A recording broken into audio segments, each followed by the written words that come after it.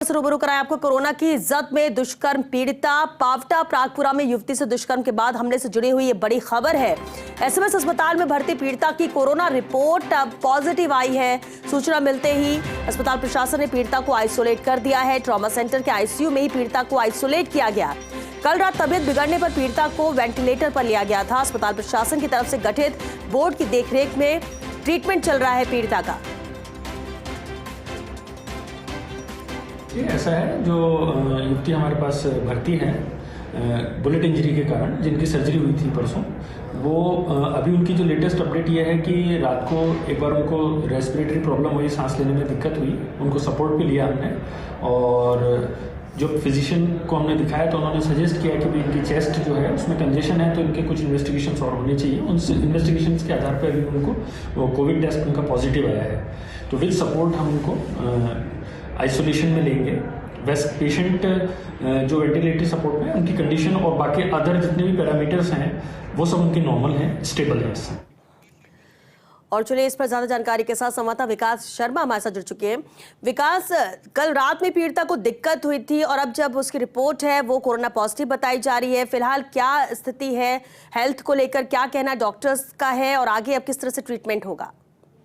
देखिए, बिल्कुल इस वक्त जो ताजा अपडेट यही है कि पीड़िता है उसकी हालत जो है कल रात को बिगड़ी थी और कल रात को उसको देर रात को वेंटिलेटर पर लिया गया था। वहीं दूसरी ओर आज पीड़िता की कोविड की रिपोर्ट जो है वो पॉजिटिव आई है। और क्योंकि कल जब पीड़िता को चेस्ट में कंडीशन की दिक्कत हुई थी, उसी के बाद में उनको इंट्यूबेट किया गया था। इंट्यूबेट करके उनको वेंटिलेटर पर लिया गया था और वेंटिलेटर लेने के साथ ही जो फिजिशियन है उन्होंने सजेस्ट किया था कि जिस तरह की दिक्कतें हैं उसको देखते हुए कोविड का टेस्ट जो है वो किया जाना चाहिए। और जब कोविड का टेस्ट कराया गया था, कोविड का टेस्ट की रिपोर्ट जो है वो पॉजिटिव आई है। और उसके बाद में अब जो आईसीयू के अंदर भर्ती है पीड़िता, उसको वहीं पर ही आइसोलेट किया गया है। साथ में डॉक्टर्स से जो ट्रीटमेंट जो तैयार किया गया था अब तक का, जो उस ट्रीटमेंट को भी उन्होंने चेंज किया है थोड़ा सा, और साथ में आइसोलेट जो है किया गया है। जी बिल्कुल आइसोलेट किया गया है। तो अभी भी क्या स्थिति गंभीर बनी हुई है जो पहले ट्रीटमेंट चल रहा था, क्योंकि पहले एम्स की भी बात चल रही थी ले जाने की? देखिए, बिल्कुल जो तैयारियां हैं, जिस तरह की दिक्कतें हैं और जिस तरह से कल रात को हालत बिगड़ी थी, हालत नाजुक हो गई थी, तब वेंटिलेटर पर जो उसको लिया गया था, तो उसके बाद निश्चित तौर पर चिंता की स्थिति है। हालांकि बोर्ड ये सुझाव भी दे चुका है कि दिल्ली शिफ्ट किया जा सकता है, लेकिन अभी तक परिजनों ने कहा है कि वो जयपुर के इलाज से संतुष्ट है, तो वो कहीं जाना नहीं चाहते हैं।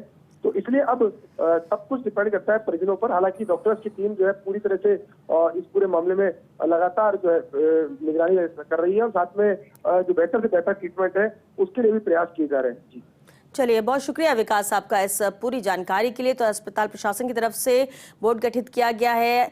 दुष्कर्म पीड़िता कोरोना की जद में आ गई है, अब इस लिहाज से भी उसका ट्रीटमेंट यहाँ पर जारी है। हालांकि कल रात में तबीयत ज़्यादा बिगड़ने पर, सांस लेने में दिक्कत होने पर वेंटिलेटर पर भी लिया गया था पीड़िता को, लेकिन अब रिपोर्ट कोरोना पॉजिटिव आई है और इसी दिशा में अब उसका ट्रीटमेंट जारी है।